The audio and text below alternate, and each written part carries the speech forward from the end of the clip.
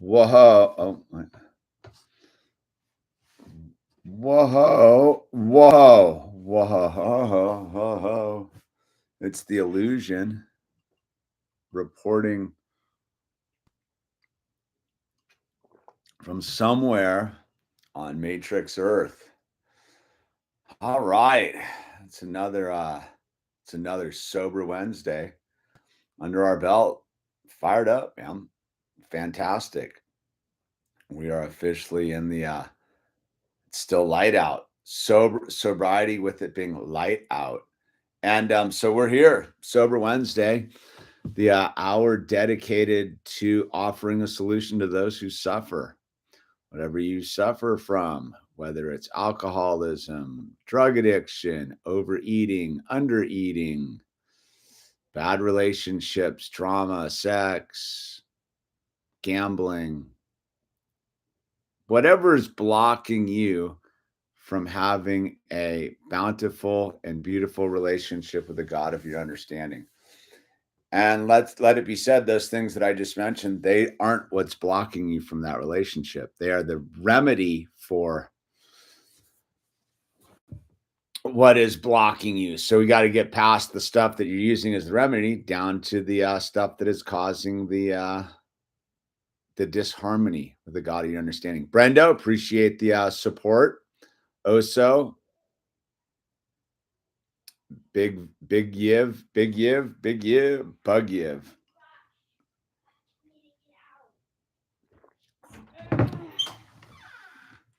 What do you? Where did I put the pencil? See, this is what happens whenever you make somebody rush to get No, out. dude, there's no way. You're not being rushed, dude.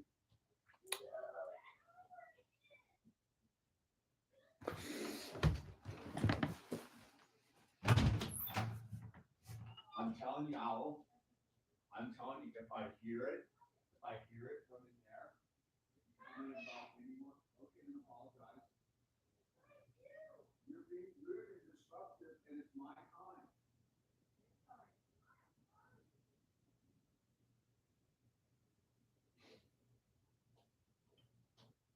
No drama, llama.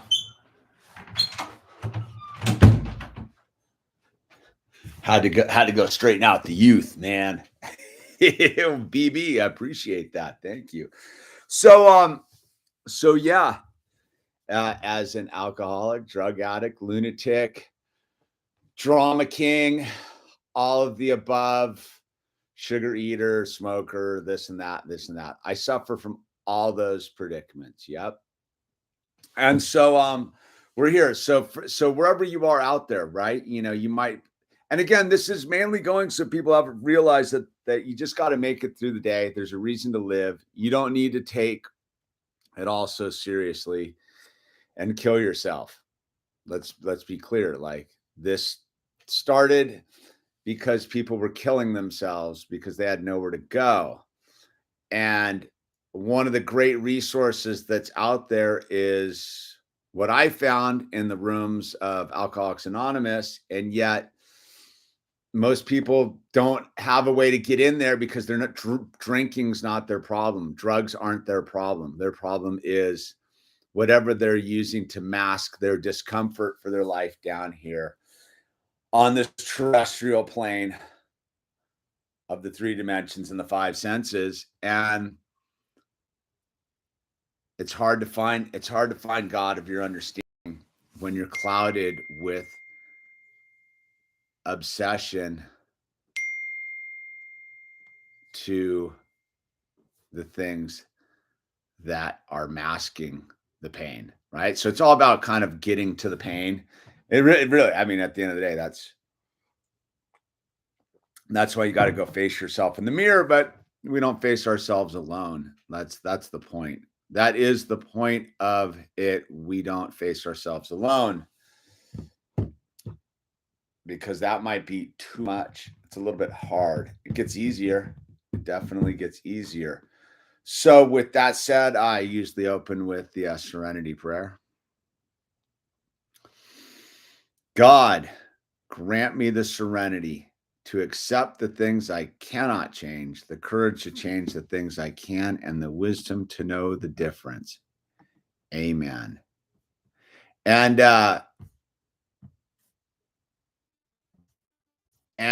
so yeah, Wednesday night. So just a little housekeeping. Unstable connection. That's a drag. So housekeeping. I'm not going to be able to do it on Wednesdays anymore. So Wednesdays, I think, is going to have to be on Thursdays. Thursdays or Tuesdays. I'm not sure, dude. Are you on Twitter? Yeah, I don't use Twitter's lame.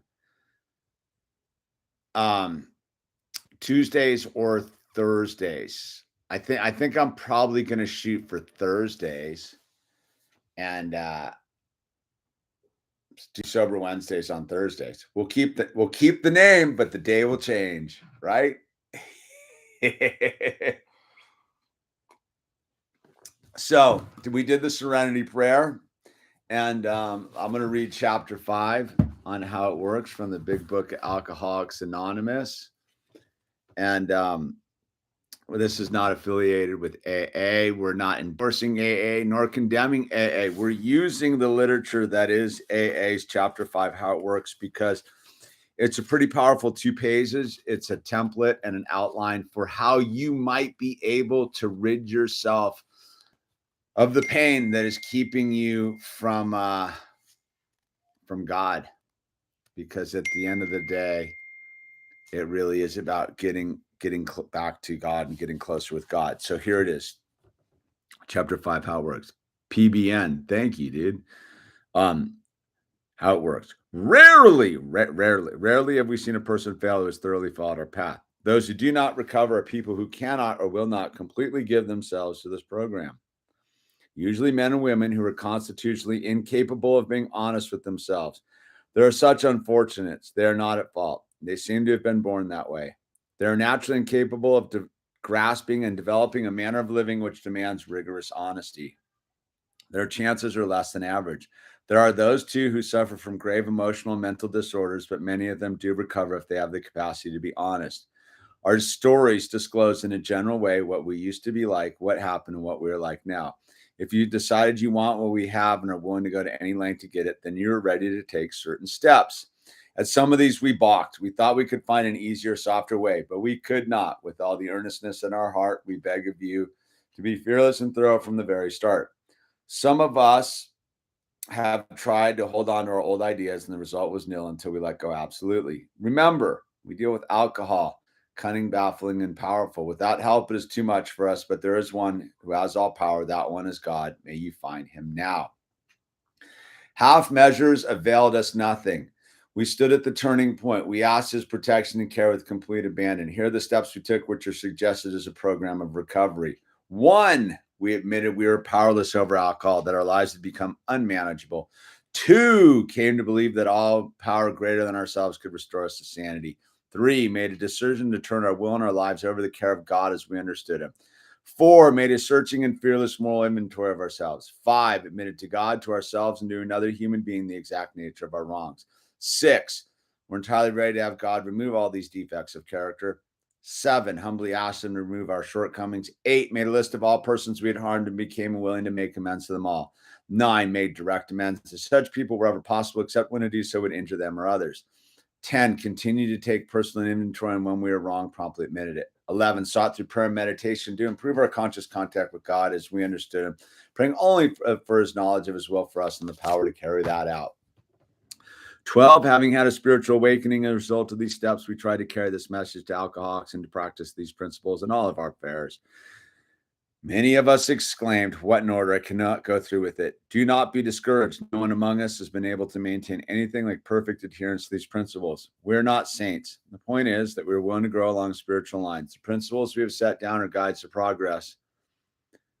We claim spiritual progress rather than spiritual perfection. Our description of the alcoholic, the chapter of the agnostic, and our personal adventures before and after make clear 3 pertinent ideas. A, that we were alcoholic and could not manage our own lives. B, that probably no human power could have relieved our alcoholism. And C, that God could and would if he were sought. Yep. There it is, dude. There it is. Now what? Now what, man? Well, you gotta like get busy living, man. Now what? Now what? It's the it's that thing. It's funny. So for the last week, right? For the last week up here, we've been able to like really kind of in the area I live, we got the Kern River running through the valley here, and it's been in flood stage now for a week. And it came up overnight, came up to like 40. No, the river just cubic feet per second is the measurement, right? CFS. So the river runs at about like 600, 700 cubic feet per second, typically, right? That's the normal vibe on the river. On last week, it came up to 46,000 CFS, 46,000. Then it dropped to about 20, then down to 10. And it stayed at about 6,000 for a couple of days, and then it shot back up to 26,000, and it's kind of come back down to about 11,000, right? So watching the river is sort of like life. Like sometimes it's just a tranquil little river, dude. And it'll still drown you. Like that's the thing. So the Kern River, right? The Kern River is like a pretty like mellow looking river, except it kills a lot of people, dude. Like at the bottom of the canyon, when you enter the mountains, there's a sign that says, I think the death toll is 300 and I want to say 17 or 74, I forget. So the river is known for killing people, right? And that's when it's like mellow. And that's sort of life, it's mellow and it's this and that. And you can be foolish enough to think that life's calm enough to get all drunk and play on the river's edge and smoke crack and do whatever you want to do and get all crazy. And then the river goes nuts. I think it's been 60 since the 60s. It went crazy last. And you see it and you're like, whoa, dude, like that's life. That's what life looks like. Real big, real gnarly, real scary, real heavy. It will eat you alive. And that's pretty easy to like stay sober. Like that's like, okay, like that's pretty easy to stay sober. And you're like, okay, so let's say that that's your bottom. Let's say that like the flood and that's your bottom, right? Whoa, once in a lifetime event, right? You only get one bottom in your lifetime, dude. Where that is, who knows, So you sit and you hit your bottom.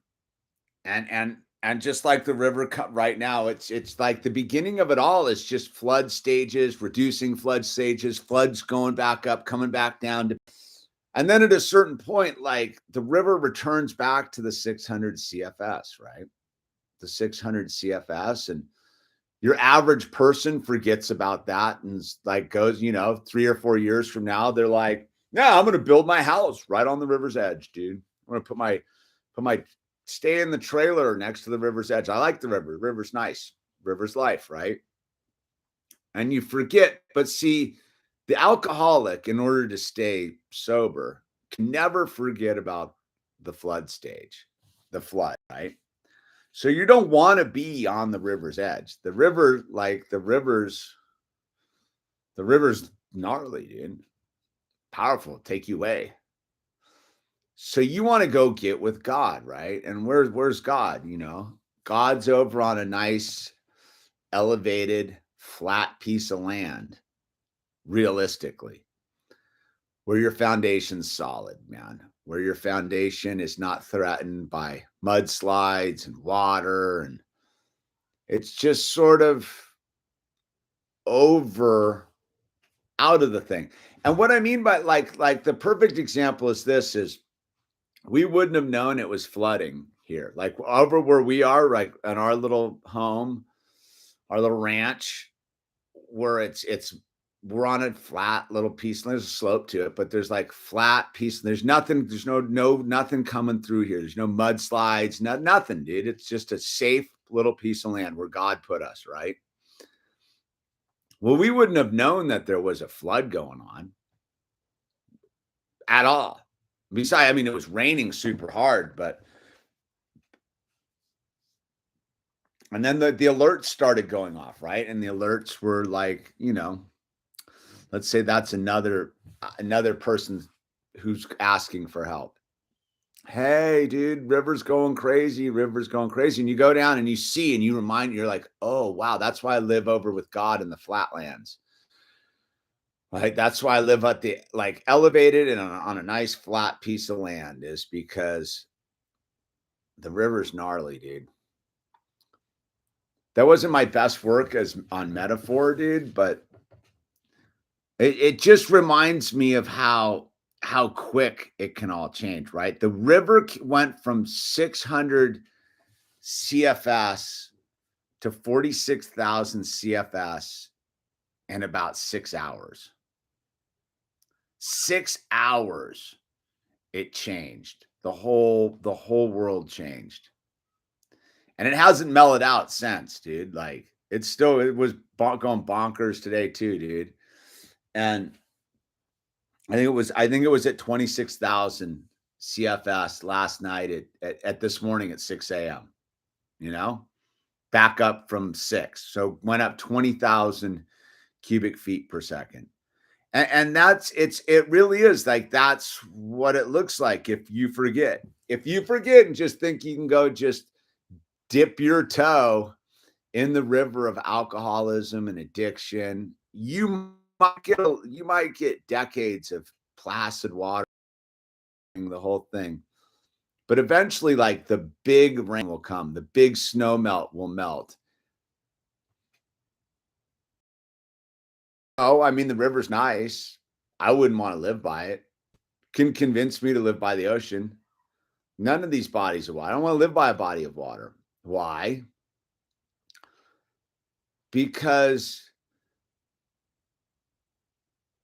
I want to be sober. I want to be on the flat land. I want it to be quiet and mundane. Yes, the river is exciting. Yeah, it's moving. It's always going. It makes the sound. It does the whole thing. But at the end of the day, I think it's all about just going and finding a nice, calm reality. Yeah. Sobriety is action-packed mundaneness. Like that's really what it is. It's the mundane life that never stops being action-packed. It's always action-packed. And that's the joy of it, right? Like you don't have to live in that getting swept by 46,000 CFS in the middle of the night, right? You can literally be sitting in your nice quiet life and go take a look at it and then be like, that's what alcoholism looks like. I'm going to go back home to my family and whatever, because it's that real. I've been working with a lot of people lately, and it's brutal, dude. So if you're out there and you're struggling, that's good. It's good. It's good that you're swimming. It's good that you're struggling against it, because you know what? And I don't mean like you got to go with it. Like you can't swim back up the river. You got to swim sideways, right? And so, if you're struggling with the thing, that means you're alive, dude. Like the struggle means you're alive. And the struggle means that you want to live. If you didn't, you wouldn't. You know what I'm saying? So that's the thing that you talk to a lot of people who deal with suicidals, right? People who've killed themselves, people who don't, and the person that's going to kill themselves, it's pretty quiet, dude. Like my friend that blew his brains out, my sheriff friend, who's why I started this. There was no noise. There was no crying and pleading and a lot of that. He just went and did it, dude. So if you actually are pleading for life, count yourself lucky, dude. Because you may think you want to kill yourself, but you don't. Because that's why you're here. That's why you're here. Because you don't. And it's okay to be like, thank you, Charlie. Appreciate it. Thank you, Charlie. You don't. You want to live, man. But why? Why do you want to live? Because you want to have an action-packed, mundane reality. See, I think that part of like why we struggle in modern times. I don't know what it was like if you were in the 1800s getting drunk. I don't know what that probably was a little different. But if you're in modern reality right now, or whatever this is, I think that the reason that drugs and alcohol are so comforting is because the bill of goods that's been sold from the time we were born to this very moment is that life's supposed to be some like Indiana Jones, Top Gun, Matrix adventure with like the hand of God reaching down, shooting lightning bolts. It's supposed to be like some crazy missing remote. Thank you. It's supposed to be some crazy, ski movie or something, dude. Chasing, riding out avalanches from as you jump out of helicopters. And so when you get into like life and you realize that it's a lot of like shadows and like downtime and work and this and that, it's pretty hard because you think that it's supposed to look this one way. And then you realize that that's all sort of superficial action. That like at the end of the day, even all those people are still sitting there like, now what? Right? You talk to your adrenaline junkie, dude. They're more bored than anybody, dude. You go talk to, I know some of these people. You go talk. So I know this like world famous like surfer dude, right? And dude, I was watching his Instagram, dude. This dude is so hyped up. He was so bored today that he was literally walking up a sand hill with two 50-pound dumbbells in his hand.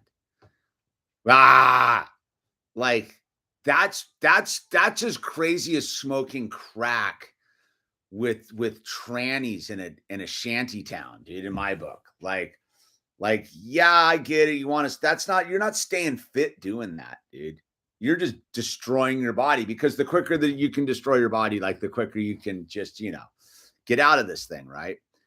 And that's the thing. Like most people think those people like, they don't have a death wish, but the thing is like they have a boredom fear, right? A boredom fear. And I think that's where we all are, is like we don't really know how to find the action in the mundane, right?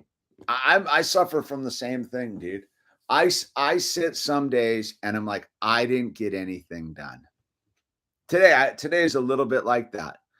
I didn't get anything done. But if I really sit back and look at my day, like I talked to some expecting mom on the phone for 45 minutes, just talking to her about saucing and whether she should or shouldn't. And I don't offer advice. I just talk to her, dude. That's like total action, dude. I was busy printing t-shirts today, but I just view all this. But if I look at my life, right? If I look at my life 15 years ago, sitting on top of some mountain, getting drunk, wishing the world would burn down, right? Thinking I was some sort of like rebel without a cause, right? And I look at my life now, I don't even see how exciting it is. Like I don't even see it sometimes because I forget that all the excitement and all the action is in this like mundane rhythm of it all. It's about getting up and doing your thing. And then I was looking at the wildflowers today. Like the wildflowers are starting to go crazy around here. Like, does it need to be any more exciting than the spring wildflower bloom? Does it need to be any more exciting than talking to someone on the phone and helping them through the day? Sure, like, yeah, like there's a part of me that'll always want to be paddling out at some crazy surf spot for sure. And I'll get there again, like, but I've been there before, dude, right? So I find that is one of the main struggles of the alcoholic or the drug addict or the suicidal thought or the crazy person is what now? Like what now? Like what am I supposed to do? Like what am I supposed to do? And sometimes I don't think you're supposed to do anything, dude. I think that's like I was listening to this dude talk about how he doesn't. This dude's is super spiritually advanced. Neil Kramer, right? I was listening to Neil Kramer talk, and he was like, "I don't meditate, dude." He's like, "I contemplate." He's like, "Everybody's trying to check out. I'm trying to check in, dude. I contemplate. I sit silently and contemplate this reality and my place in it and my interface with God." And I was like, man, that's so exactly the opposite. Like, yes, I understand the spiritual connectivity with what meditation is. Yeah, absolutely. But it's used as another escape mechanism. Oh, I gotta turn the camera.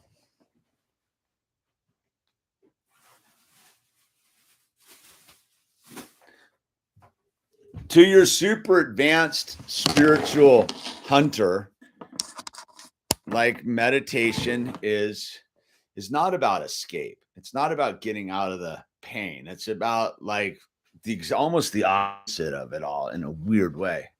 Is true acceptance of the thing. So I think that like that's where the action lies. Is it's in this acceptance that it's mundane. I like it's really funny. It's almost like the meme. I need to make a new t-shirt with that on it. Is like, you know, the real action is in a mundane life, man. It's really about being able to sit and watch the sun come up and the sun go down and your children age and yourself age and your reality change and all of these things. And I don't know, dude. Like I like 14, 13, whatever years of sobriety later it is.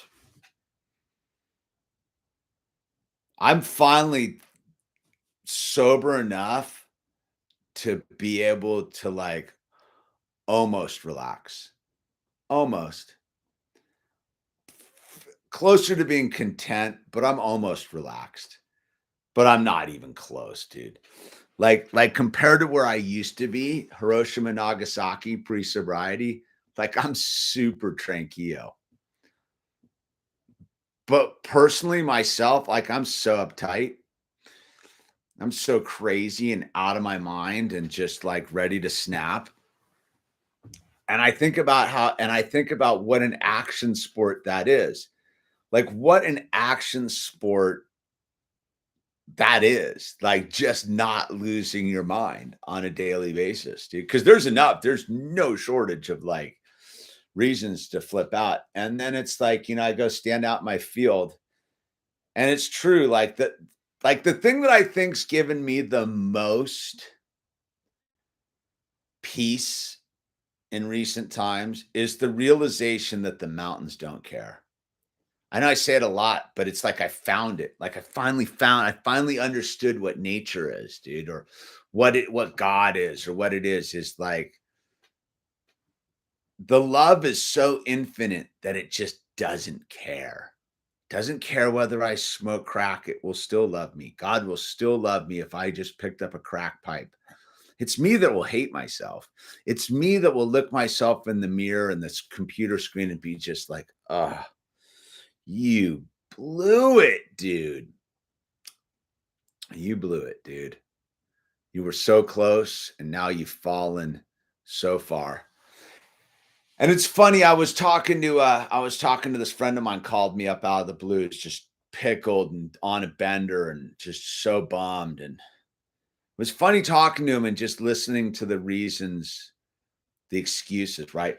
And the thing is I don't buy into it, dude. And I'm not kind about it. Like I was like it's funny. I had this a friend of mine who was on here. What was that, about 6-9 months ago, that we got into it on the thing. I called him I called him some names and told him what time it was, and he got super offended, right? Because he was actively using again, right?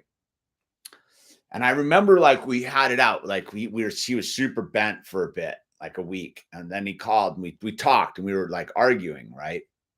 And he's like, you can't say that to me. And I go, the only reason I said that to you is because I love you, dude.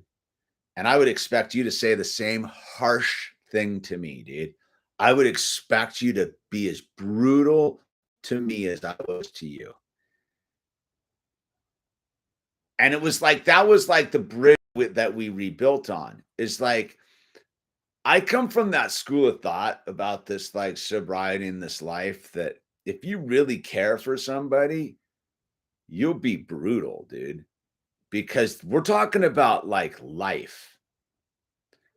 We're talking about living. We're talking about deeper levels of what may or may not be your relationship with God. And if we're truly care and love about people, that we, if that makes any sense, right? Oh yeah, of course we're getting unstabilized. Stabilized right on cue. So we can't make anyone get sober. I just like want, and if there's like some people with husbands and wives and uncles, you cannot make anyone get sober. You cannot make anyone do anything realistically. But what you can do is lay down the brutal truth. What you can do is, in no uncertain terms, lay it all on the line, dude. Charlie, thank you. I've been into the theory there is no such thing as wasting time, so I'm not so negative about it. There's no wasting time. It's all about. It's funny you bring that up, Charlie. Like, I remember Owl. Okay, you can do that. Thank you for knocking. I appreciate that. Thank you for bringing that back. Good work, bud. I know. Boom. Thank you, bud.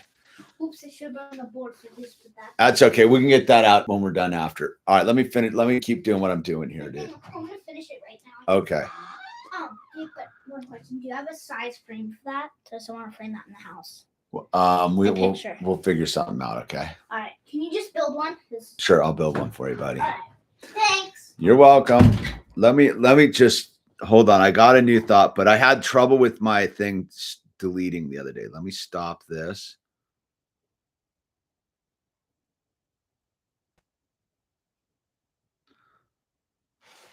Save.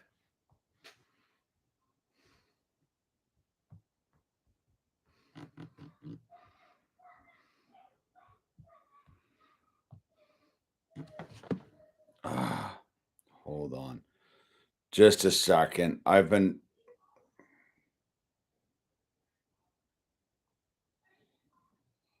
Hold on. Apologize for the commercial interruption. I've been having trouble with my podcast thing, dude. I lost last week's episode. Bummed me out. So, getting back to the thing here. Come on, man. So, you get to the dude, what? Oh man. Come on.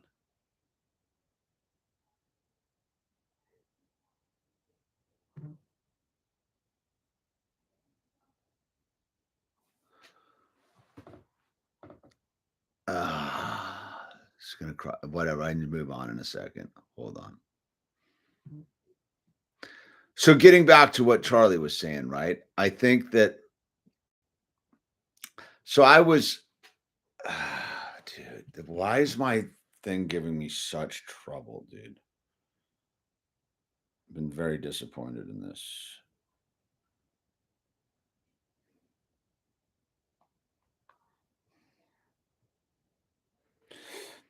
All right. Dang, dude.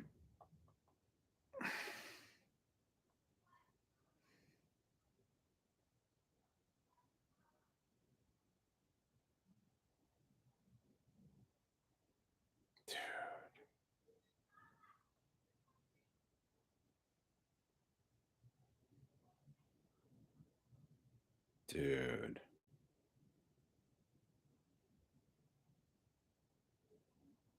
Hold on, dude.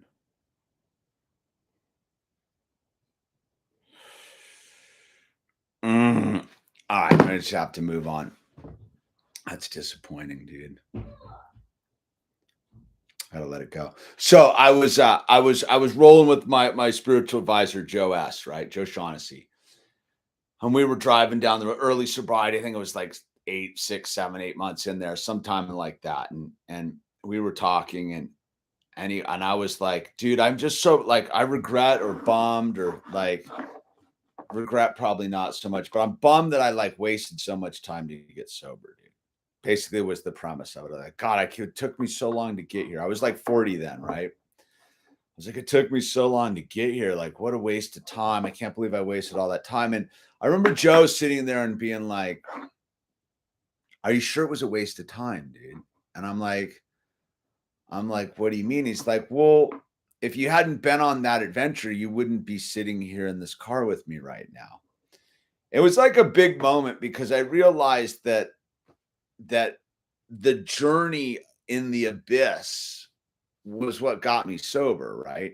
Like I wouldn't have gotten sober if I had done it a different way. Like I would have maybe I don't know. It's again it's sort of one of those quantum entanglement things. Like who really knows, dude? But when you sit and you realize that there is no wasted time, there's just only wasting the potential of that time, dude. Swamp mouse, thank you. And so I really do think that one of the things that's why we don't dwell on the past nor close the door on it, right? Is is how we got to this moment counts. And yeah, some of it was just burned up. But that burned up time allows you to truly appreciate the time you do have, man. And and when you really do have that time, it does get it all it brings it all back. And if that makes any sense, is like it brings it all back to you again. And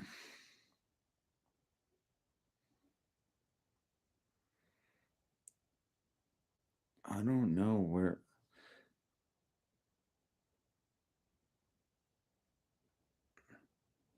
Wait, I'm like super totally obsessed with like whoa, whoa, whoa. Oh, dude, I got it, dude. Illusion. Okay. Reporting. All right. Wait. Okay. I can start over. I get so weirded out sometimes. All right. Let me read. If you guys are on the podcast format, we lost like 10 minutes of me just spinning out, dude. So we're back. And life goes by in a blink of an eye, man. Life goes by in a blink of an eye. I think that that's, one of the things that you like. I look at my son, right? I look at Owl. And he's 7 now, right? 7 years, dude. I've been sober the entire time. Stone cold, sober, focusing in on like, I'm going to be conscious for this. I'm going to burn this into my experience bank, my data bank. It's a blur, dude. It's a blur, dude. That his 7 years of life, dude, like I've forgotten most of it, dude. And I was hyper aware of it, dude. Like, you know what I mean? Like I was sitting there being like, be aware, check it all out, smell the roses, absorb the moment. And I sit here right now, like, and I see pictures, like I'll go back, like, so I don't really like looking at pictures that much. I'll look at pictures and I'll be like, I don't remember that.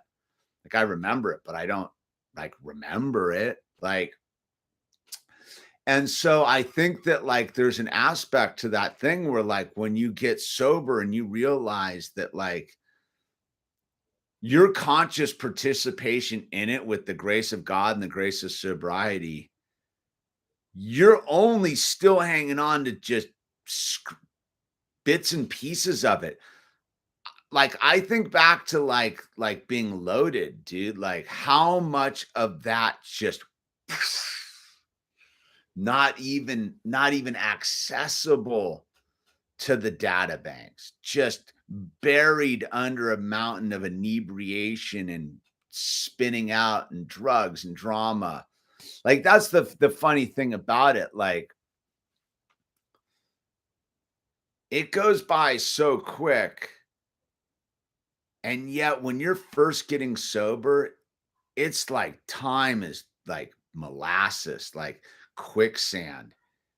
And then all of a sudden you're like I was talking about, I was telling my story the other day, right? Like, and I remember sitting there that first night, and I remember that I was just like, I just want to get so far away from last night. And I remember Joe sitting there and be like, dude, next thing you know, you'll be so far away from this night. You just got to be here now. But I remember that early sobriety, it was like time standing still. Just this blows. 14 years later, 15 years later, whatever it is, time travel, baby. I don't even know how I got here. But if you were to ask me then, I don't think could have seen my way out of it. I don't think I could have seen that there would be a time that far in the future where I would look back and I'd be like, oh my God, that's a distant memory. And that's what I would just prescribe to those that are sitting on the fence or maybe newly getting sober or just in the beginning of the struggle. If you stick with it, it will be a distant memory. Like this, like early BS, slow burn, like the struggle. You won't even be able to find it in the rearview mirror one day. It'll barely be there. Because that's the gift of action-packed mundane living, dude. Is you're not wasting any more time. You're actually like busy living, which is the whole point of getting sober. You know, when I got sober, I didn't do it because I wanted a second chance. I didn't do it because I wanted to be happy. I didn't do it because I wanted money or family or fame or fortune, or I just didn't want to be miserable anymore. I wanted to live, dude. I wanted to live. I could have killed myself. I was probably actively trying. I was so miserable.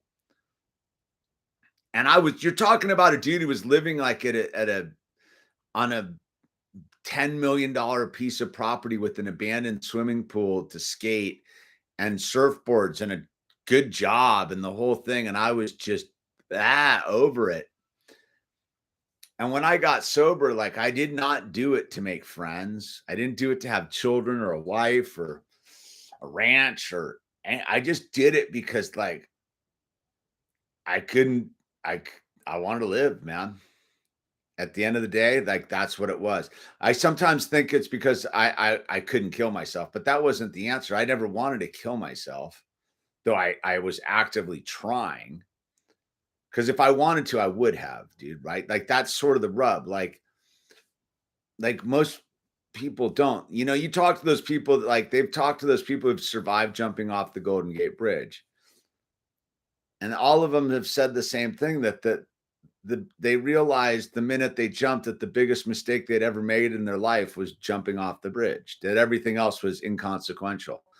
And I think that there's a certain aspect to that too, is like, if you're wanting to get sober because you want things about it, you're already setting yourself up for that action-packed thing, like the helicopter skiing or whatever it is. Like sobriety's not helicopter skiing. It's way gnarlier than that, dude. It makes helicopter skiing seem like a sideshow, dude. Like go and get sober and face your dilemma. And then watch all the action begin, dude. Like I said, I was sitting by that crazy river last week. I was more than happy to just turn around and go back home and be like content, dude. Dude, I saw all the dudes there's dudes with their kayaks and their rafts and stuff like charging the river and this and that. And I'm like, no, that's cool, dude. I don't need it, dude. I'm fully content just to chill, man. And I think that's half the that's the gift. It like there's a weird aspect where it seems like, and I still struggle with this to this day, dude. Like, I'm supposed to be doing something else. Like, there isn't a day that comes by where I'm not like, I'm supposed to be over there doing that. And then I look over here and I'm like, I begin to see the progress. And I'm like, but what is this? Like, what is this? And I go, I don't know. Like, I don't know what it is. But like when I stop putting labels on it and stop assigning to it anything but like this is where the action is, it's like it comes alive, dude. It becomes this beautiful tapestry of excitement and action and adventure. And yet nothing changed except I stopped looking over there, which was why I was getting loaded, right? Because I couldn't get over there anyhow. So I might as well just be here and blah and do everything I can to forget it. I don't pretend that over there doesn't exist anymore. I know right now that I want to go like surfing somewhere. I know that. I want to, and yet I don't fear that anymore. I remember being in my like 30s and 20s and that want to do things drove me crazy, dude, to insanity, to like alcoholism and drug addiction. I don't live like that anymore. Like, yes, I want to save the trees and I want to fight the good fight and I want to do this and I want to go surf and I want to go up to the Burnside and I want to go like see the flower bloom over in the Carrizo Plain and I want to go to, I still want to go to the steppes of Mongolia and I don't run from that anymore. I actually sit and go, that's cool, man. That's cool. How are you getting there? And the only way I figured to get through it is that beginning of sobriety, right? I admitted that I was powerless, that my life was unmanageable. Okay, if I could manage my life, dude, right? And some people can manage their lives. I see them. I'm like, wow, look at that. Look at that life manager. Wow. Look at them with their life managing skills. That is incredible. I don't have that. I'm powerless to it, dude. I sat here today. I ordered up an external hard drive and it showed up and I was just like, it had the wrong cord to like go into the box here. And I was like, oh, it doesn't plug in. And I felt so powerless, dude, and so unmanageable and so annoyed and frustrated. And I'm like, I'm not doing this over there, so I can do this over here in the stupid plug. And I'm like, what is the, and I went online and I'm like, what is the adapter, whatever, AC and this and that? Like, talk about like gobbledygook, dude, right? But the point I'm bringing up is I sat here this morning just totally effed. Stupid thing will not plug into the machine. Now what? I sat there and said, this sucked. I got mad. I got frustrated. I went and I laid down. I put my thumb in my mouth and I laid down and was like a little baby for a minute. Yeah, this is all too much. And then I sat there for a moment.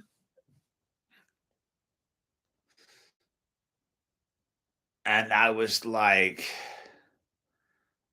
well, what are you going to do now? You did your little, like, you had your little meltdown. Now what? Well, you're going to get back in the game and try again, dude, right? Right? Is that what you're going to do? This time you're just not going to stick your hand on the stove and expect it not to burn you, right? What are you going to do different? And it was like, that's when I got up and I took a walk. I tell you, man, the greatest gift I've found in sobriety, if I can remember to do it, is to just go take a walk, dude. Just go take a walk, bro. Talk about the ultimate bong hit is just go take a walk, dude. Just go walk, move your body, local motion. Our bodies are designed for walking, but I forget that all the time. I took a walk. It changed my perception. I got back into it. I accepted my unmanageability. I accepted my powerlessness to get the plug to fit in the machine. And I'm like, all right, now what? And then I moved on to some other stuff and I had victory. It's like the t-shirt thing. It was like with the t-shirts. I've been struggling with that for 3 weeks, dude. And I approached that already having lost the battle today, already having lost the war and surrendered and just been defeated and took a walk and came back and was like, all right, dude. And it worked. I remember I was sitting there like, wow, the t-shirt thing finally worked. The silk screen burned today. Like, fantastic, dude. Like, I'm back in the game, dude. And then I was back in the game. And I was like, that interface between like laying there, like the cord won't fit in the machine, alcoholism, powerlessness, all of that, to being like back in the game. That human experience from there to there was so action packed. If I think about it now, like, I'm like, oh, whoa, that was wild, dude. That was wild what just happened, man. Like, I went from like, it's over to like back on top of the world, dude. And then, that faded too. And then I was back to like the mundane, dude. Like, all right, like, now what, dude? Like, and then then I go like, then I went and checked in on the chickens and did a little bit of woodworking and just, tried to capture that thing again, right? That I, again, is praying only for his knowledge, for the will for us and the power to carry that out, right? Is getting back into the thing of like, this isn't my life anyhow, dude. This is God's life manifesting through me as one of his tentacles into this insanity down here, just to see if there's a pulse, dude. Is there a pulse in there? You got a pulse in there, dude? So yeah, if you're struggling, that's because you're alive, and bless yourself for struggling. You just gotta live, man. You just gotta want to get in the lifeboat. And then when you get to the lifeboat, you got to be willing to accept instruction. Like, that is the rub. Like, wanting to live is pretty good, but you got to want to live enough to get in the lifeboat and listen to the people in the lifeboat and be like, all right, now what? Like, that's what saved my life. Like, I got to the lifeboat and I didn't ask any questions. I was like, David, Joe, Ross, what do we do?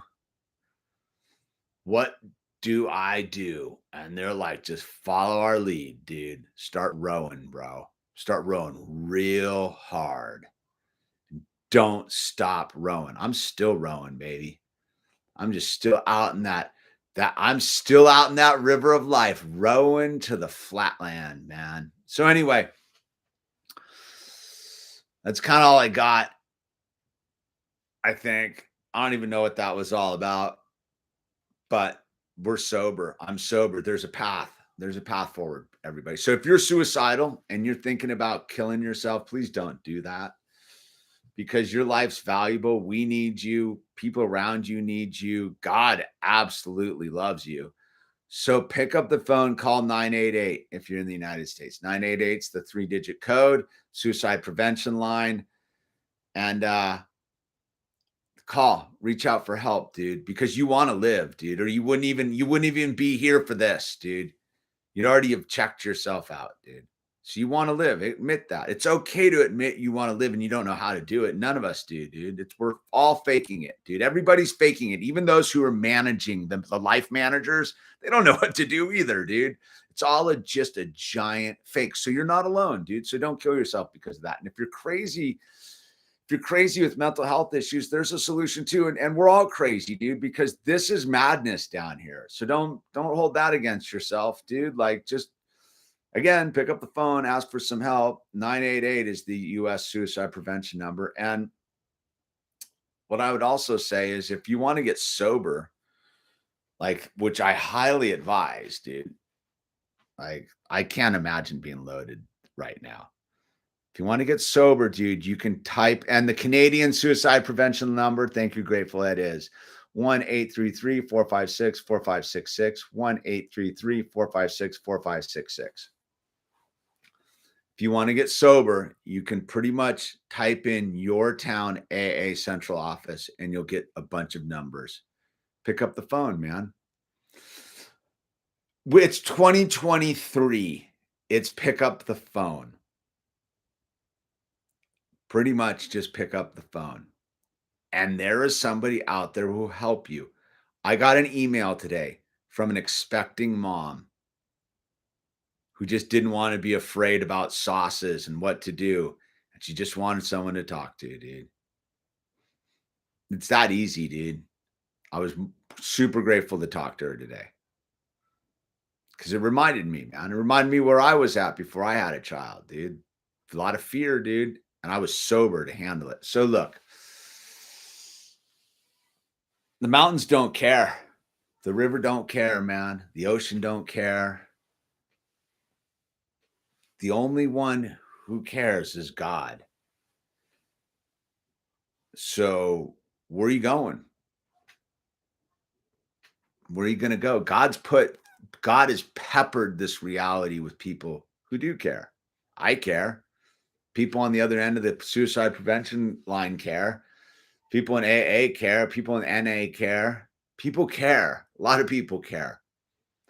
But you have to go, or it's like one of those things. It is an oxymoron, dude. It is really a convoluted thing.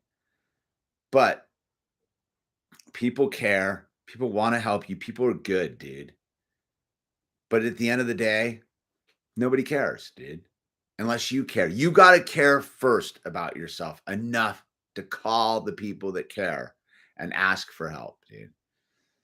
It's weird how it works, but I'm telling you, dude, you call, someone picks up the phone, you find out people care, dude. Anyway, this is The Illusion. Good night. God bless. And on the way out the door, serenity prayer. God, grant me the serenity to accept the things I cannot change, the courage to change the things I can, and the wisdom to know the difference. Amen. Good night. God bless. And Sober Wednesday will be next Thursday at 6:30. Okay? Yeah, you got to knock on the door. You said it. No one's a mind reader. All right. We'll